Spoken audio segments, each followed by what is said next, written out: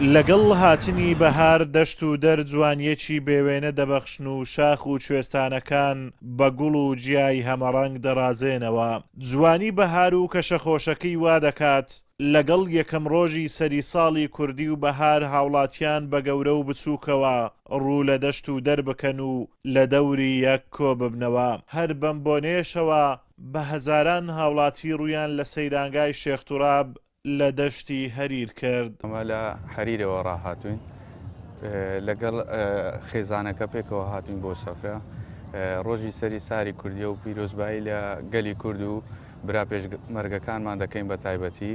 وەڵا بڕاتینە سەفرێ بۆ لە هەریر هاتینە معنی بۆ جۆکی خۆش و جۆکەی بگۆڕین و وڵا وەرزێکی زۆر زۆر خۆشە و جۆکی خۆشە و کوردی نییە و هەموو ڕۆژێکی بەهاری خۆش.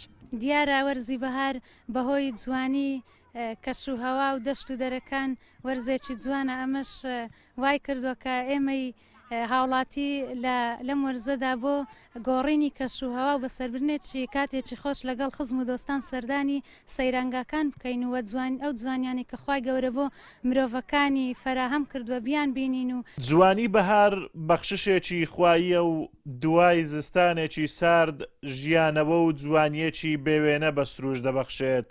بۆیە پاکڕاگرتنی ئەرچی سەرشانی هەموو هاوڵاتیانە.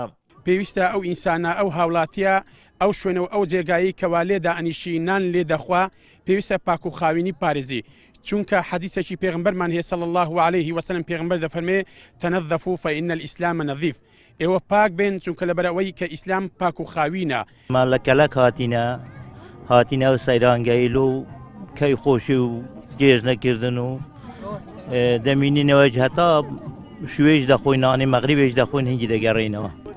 وڵا برنجە و تاشریفە و حازرێنی و ڕانەیە و هاوڵاتیانی هەرێمی کوردستان داواکارن لە پێناو بەرژەوەندی هاوڵاتیان لایەنە سیاسیەکان بگەنە ڕێککەوتن و حکوومەت پێک بێنن. یەک داواکاری لە لایەنە سیاسیەکان هەیە هیوادارم یەک بگرن کوردستان بە یەکگرتنی گۆ سەر دەکەوێ بەڵام ئەگەر یەک نەگرن کوردستان یعنی هەر باوانجەکانی ناگاتن بە یەکگرتنی هەنگۆ کورد سەر دەکەوێت. ملەتی کورد زۆر نەهامەتی چێشتووە هیوادارم هەموو کەس هەموو پێکەوە لە دابنیشم بە گفتوگۆ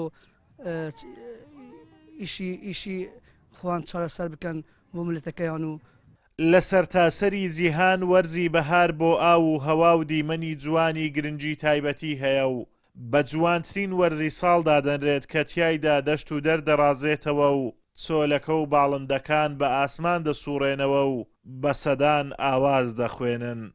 بەهار هات و بەجارێ دەشت و چیمەن سەوز و ڕازاوە بوون بۆ خزمەتی مرۆڤەکان. دوای زستانێکی سارد بەهار هات و خوای پەروەردگار ژیانەوەی بە سروش بەخشی. ئازادۆمەراوەی کەناڵی ئاسمانی پەیام سەیرانگای شێخ توراب لە دەشتی هەریر.